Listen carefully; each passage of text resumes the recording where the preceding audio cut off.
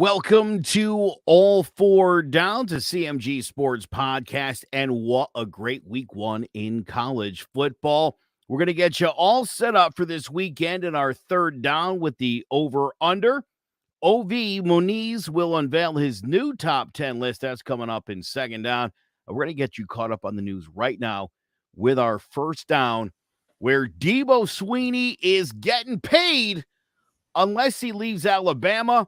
The Big 12 is looking west, OV. Playoff expansion is much further away than we think. Plus, we'll get into the good, the bad, and the ugly. I am Joe Aguirre. He is OV Muniz. Thank you for tuning in to All Four Downs. Great week of football, some unbelievable football games.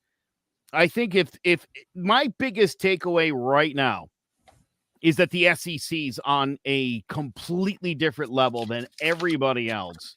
And Georgia and Alabama are on a different level on top of the ACC.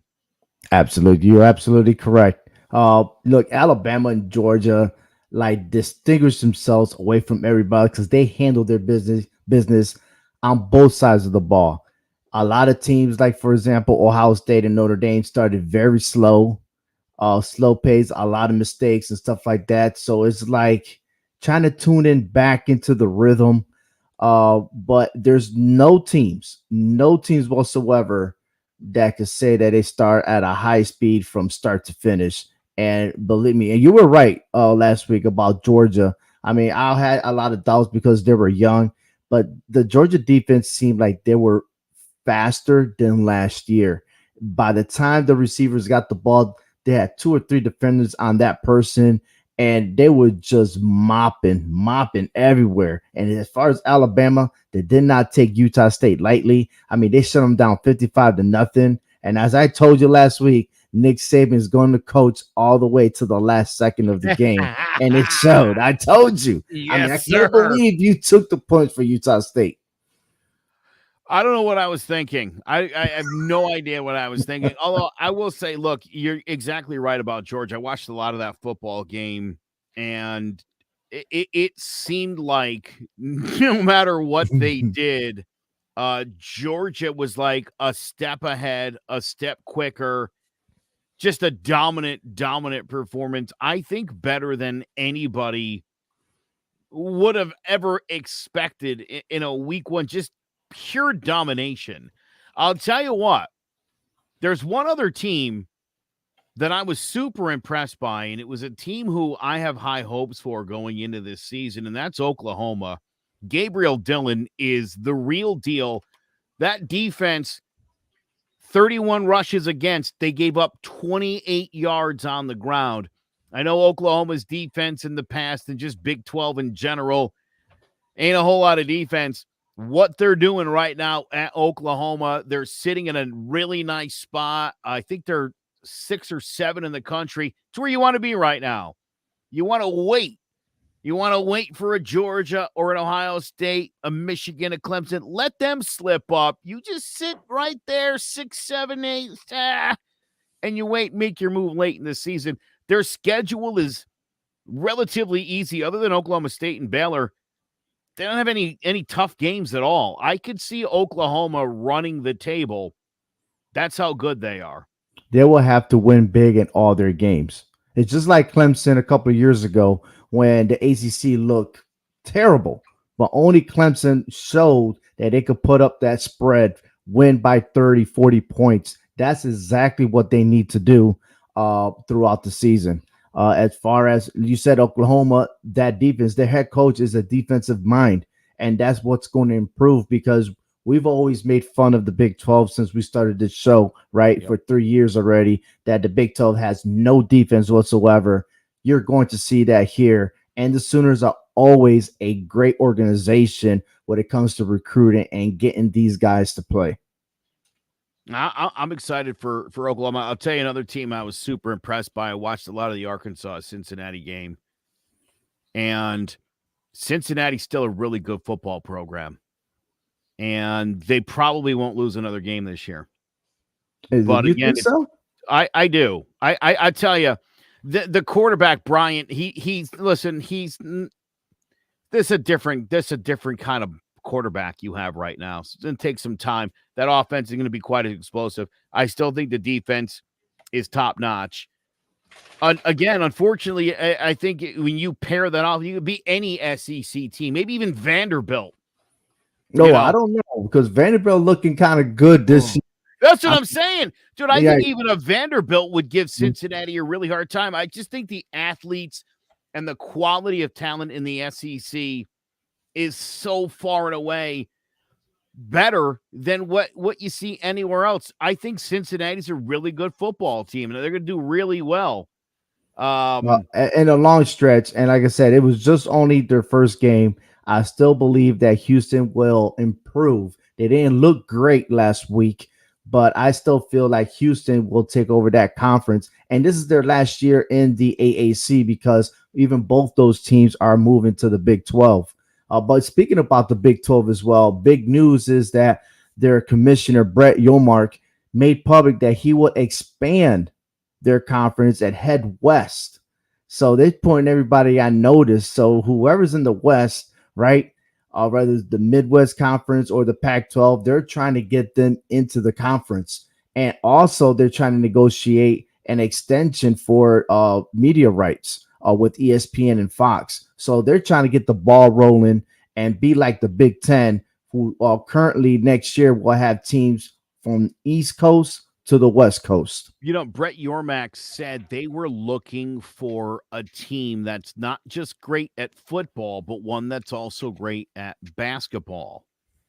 And nobody's really jumping off the page at me, but I thought somebody like Oregon would seem like Oregon would fit the bill, and has such an with Phil Davis from Nike being one of their boosters. It would probably be to the betterment of the Big 12 to bring in a team like that. And again, that one's they're in the Western time zone. They're good at basketball. They're good at football. It's a well-known program with connections. I think that's who he was talking about, to be honest. Right. Hey, and I feel sorry for the Pac-12, man. I mean, you got the Pac-12 that used to be the Pac-10, which gradually made it to the Pac-12. You had USC, the front runner in the polls and everything else, and now it seems like everyone is just leaving the organization. So this is something. And ever since their commissioner resigned, like he was forced to resign, things just went downhill for them. So hey, we might as well just say bye-bye to the Pac-12 and be like, hey, rename yourself, and we'll just concentrate on 3 conferences, the SEC, the Big 12, and the Big 10. And who knows if the ACC could actually get that talent enough and make it competitive against Clemson. But also, we talk about all these schools, and another good news is that the college football playoffs will expand by 2026, even though there are many that want to start next season. But they're saying that might be a little bit difficult because there's many reasons. And one is the media coverage, resources, and they got to check the calendar to make sure everything is, appropriate, which I totally understand. But expect that four teams going into 12 teams. The bad part about all this is that they're going to see that these teams, like the higher seeds, are not going to deserve it, because you already see with just 4 teams. Like last year, you saw Michigan get blown out. You saw Notre Dame get blown out. We might see a lot of blowouts until we get to the finals. Now, is that good for business? Maybe. And the ugly side of all this is that you see these players trying to opt out to avoid the bowl games, so they so-called want to get ready for the NFL. You're going to see now that they're going to stay and play the game, right? And who knows if they get hurt or not, but they're going to play as far as trying to make it to the playoffs to win the championship. Do you know the story about the UFC when they had a show in New York and they were told the show couldn't happen, and they had to literally on 24 hours notice, they took the show somewhere down south, and it went over like gangbusters, and the sport exploded right after that. During COVID, teams were moving schedules around fast and furiously. Logistics, we were told, was going to be a big problem, and they got all the games scheduled that they wanted to get scheduled. So I'm going to call BS on the CFB Board of Managers. Logistics has nothing to do with this. Locations have nothing to do with this. The television contracts are 100% the reason we're not getting football playoffs next year or 24 or 25. There's billions of dollars at stakes, as is the case every week when these kids unsafely take the field. It's always about the money. This is no different. The college football board of managers and the Power Five in general have no respect for the fans or college football or the institutions, the rivalries, or anything. It's about dollars and cents, plain and simple. It's a shame they don't let the kids just play ball, because this is football at its purest. And they're truly ruining it, and it's all about money, which incidentally brings us up to Dabbo Sweeney. Talk about money. Yeah. 10 years, Yes. $115 million. OV, he becomes the highest paid coach in college football, behind Nick Saban by about $200,000. That 10-year, $115, though, the largest contract ever given to a head coach. Saban had some extensions. That's why the money's what it is. Now, in reading this, there is a caveat in here. Okay. If Dabbo Sweeney leaves after the 2023 season and he goes to Alabama, he owes Clemson $9 million. That's it, $9 million. Yes. For that contract that he has, he just got to pay $9 million back. He gives them $9 million and he's out of it. And you think he's going to go to Alabama? That's what they're afraid of. And so so it's funny, if he goes to another school, any other school, it's like $4 million buyout. The school's going to help him pay for that. You could go. Yeah. Just don't go to Bama. Here's the other thing, though. I thought this was kind of neat. If he goes to the NFL, no buyout. Free and clear. If Dabbo Sweeney wants to go in the NFL in the next couple of seasons, he has no penalty at all. I wouldn't even go to the NFL. He's got it made. He's got it made. Well, before the night's out. But look at Matt Rule. Let's look at that. Look at Matt Rule. Before the night's out, I'm gonna talk about Brian Kelly. And a guy who should have stayed where he was at. Yes. But hey, let's move over to second down real quick. Look, the top 10. Let's just focus real quick on just two teams, Alabama and Georgia, and everybody else. Well, you know what? Just going to wait till after week 2 to find out the top 10, because there's, like I said, it's just a week 1 jitters, even though they call it, it's really the second week of college football. They say week 0 and then week 1. But right now, everyone's talking about Alabama and Georgia repeating itself, maybe back to the national championship. And so you could just throw out the SEC championship and just wait till the last game. Ohio State got a lot to grow. I'm curious to see how that will turn out between Ohio State and Michigan towards the end of the season. Clemson, they had a slow start, but they picked it up in the second half and then looked like the old Clemson. And then you mentioned Oklahoma already. By the way, what are the chances of DJ Ugalagi here not finishing the season as the quarterback on that football team? Because I'll tell you what, that true freshman came in there and he looked like a superstar. And you know what? That's been mentioned before the season that if it doesn't work out for DJ, they got backup. So, I mean, Dabbo Sweeney, there's a reason why Dabbo Sweeney is getting paid a lot of money. Yeah. Right Texas A&M is also there, but watch out for Ole Miss. The AP polls got them ranked very low. Ole Miss is looking solid. I'm just surprised that they're in the bottom of the top 25. I got them at number 10. So, but everybody else, look, the disappointment of Oregon didn't show up. Okay. Florida got lucky. Okay. But then again, they beat a Pac-12 team. So, what's left for the Pac-12? And then they want to push USC in the top 10 already. after one game. Don't I'm telling you right now, don't fall trap to USC just yet. Okay, they're going to be playing the Pac-12, which is a very weak conference, weaker than the ACC. They just because they have all these transfers doesn't mean anything. So I'm telling you that right now. Just don't fall trap into it. Don't let the media persuade you about USC. Okay, because that's all about politics and Lincoln Riley and everything else. I'm just saying. But hey, want to talk about games? Here comes third down. All right, and I love this part of the show because then I get to make fun of you, Joe. All right. Yeah, Just yeah. like the highlight reel when I had to question some of your picks, man. I'm like, come on, man.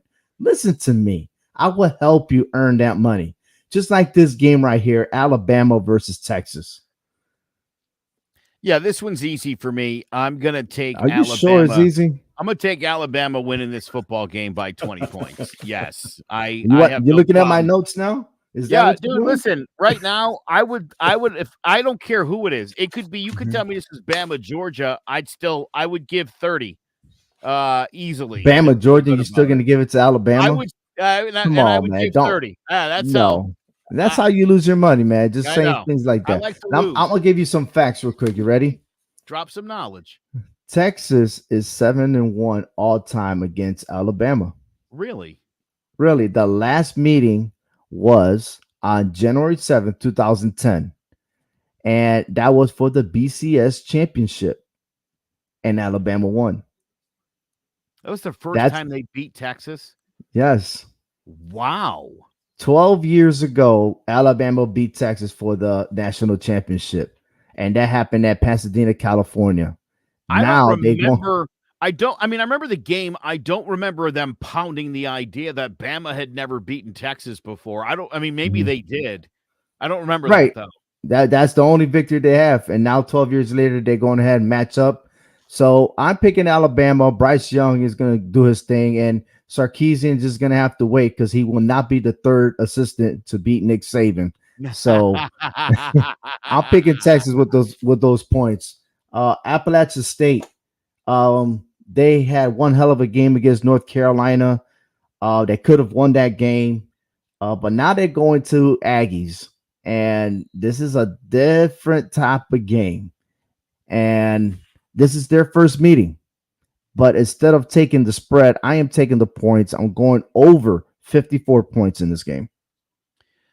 I'm going to take Appalachian State in those 19 points. Plus 19. Yeah. Yeah, Oh, yeah. Listen, all Appalachian right. State, when they love playing these big schools tight. Yes, you're absolutely right. You're absolutely right. And they got the talent. Okay. They're in the Sun Belt Conference. They got the talent. They're legit. But that's why I'm staying safe. I'm saying, you know what? I'm going over 54 points on this. That's smart. But Yeah. all right. But if you want to take the plus 19, it could be. I was thinking about it, but I was like, nah, I'm not doing it. Hell no. I'm gonna stay safe on this one. BYU versus Baylor. Now, this game is at BYU. Neither team has able to win on the road against each other, and BYU is favored by 3 points. I'm taking the 3 points. I'll also take BYU in the 3 points. All right. So we got Kentucky versus Florida. Now Kentucky's coming out with an extreme victory over Miami, Ohio, 37-13. Florida squeaked by to defeat Utah 29-26. Their last meeting, Kentucky won. Great defensive game. It was 20-13. I feel like this game is going to be very, very close, very defensive. I'm taking the 52.5 and I'm going under. I like Anthony Richardson a whole lot. I really do. I'm going to give those 6 to Kentucky. I'm going to take Florida. All right, Scott Embry says Kentucky all the way.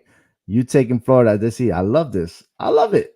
I love it very much. We'll see. Well, one of us is going to win some money, right, Scott? I think, hey, listen, Florida, I know you like that the quarterback. He's a dual threat, but Kentucky got that defense, and if he can lock them and make them stay in the pocket, Kentucky's going to take this game.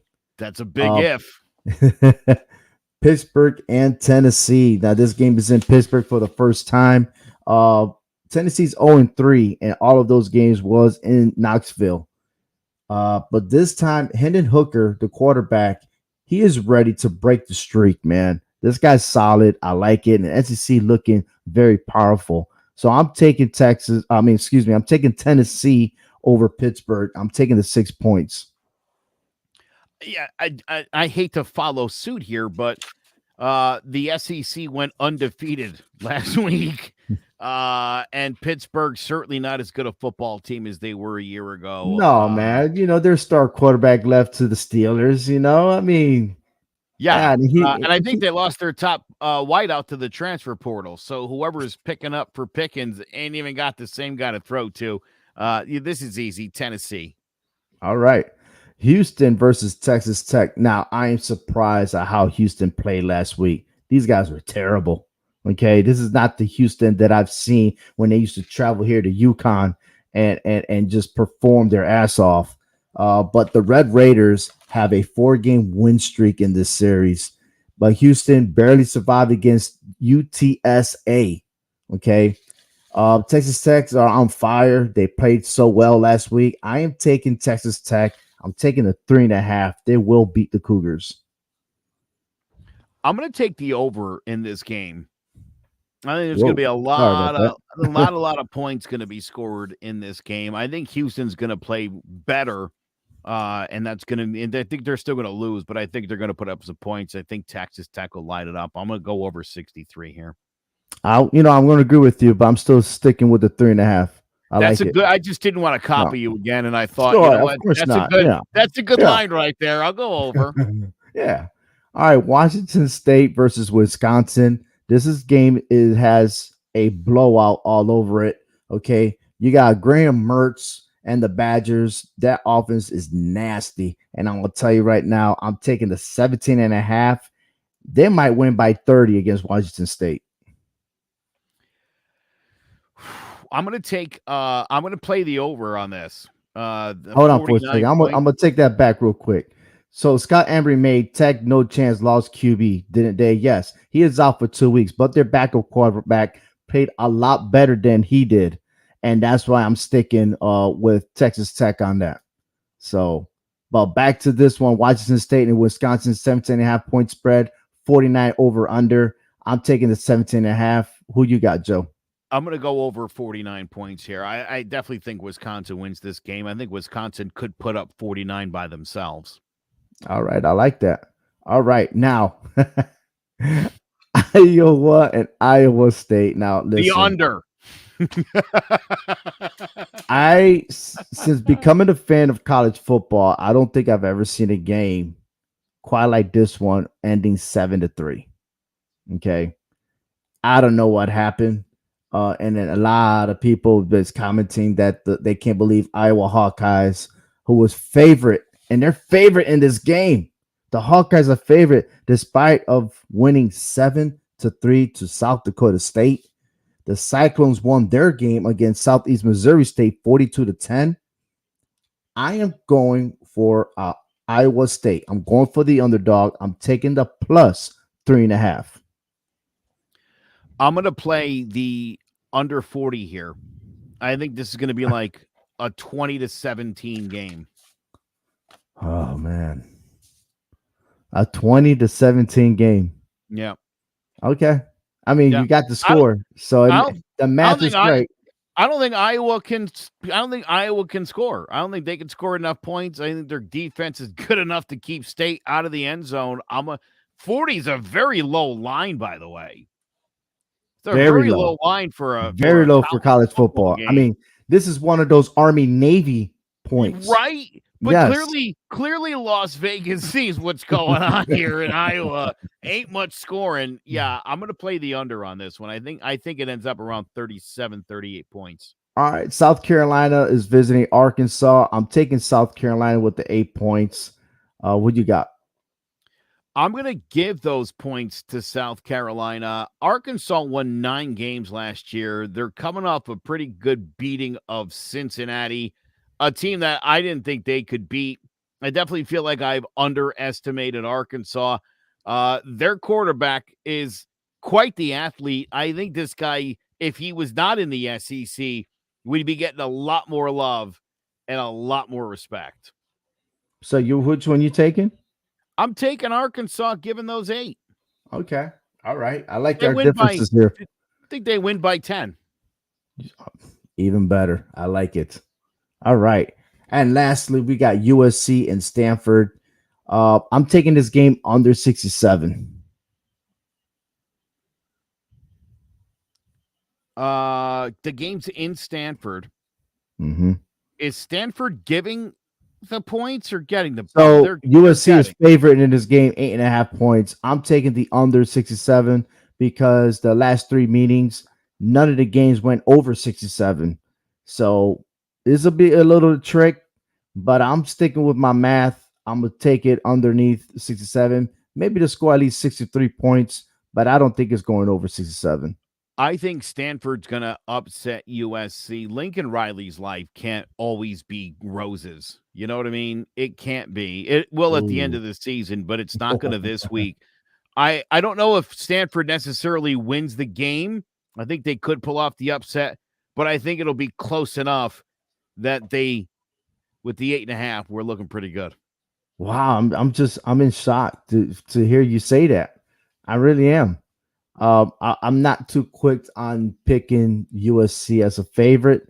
I still think USC will win this game, but as of now, I Probably. think the points will be under 67.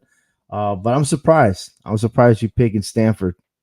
I just think the way this season is lining up, it just feels like USC's going to trip up on a stupid game. Stanford seems like a team that USC historically has had hiccups with and against. It's early in the season.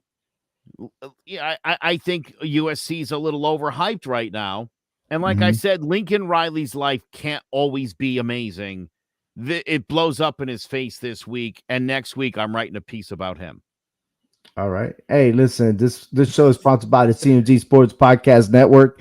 This is the All Four Downs. We are moving every Wednesday nights live with our picks. So please subscribe to our YouTube channel. And I want to say thank you to all the followers. We have reached our milestone over 1,000 subscribers tuning in to All Four Downs. So I gladly appreciate it. Our numbers, our viewership are going up. And thanks to you guys for your support.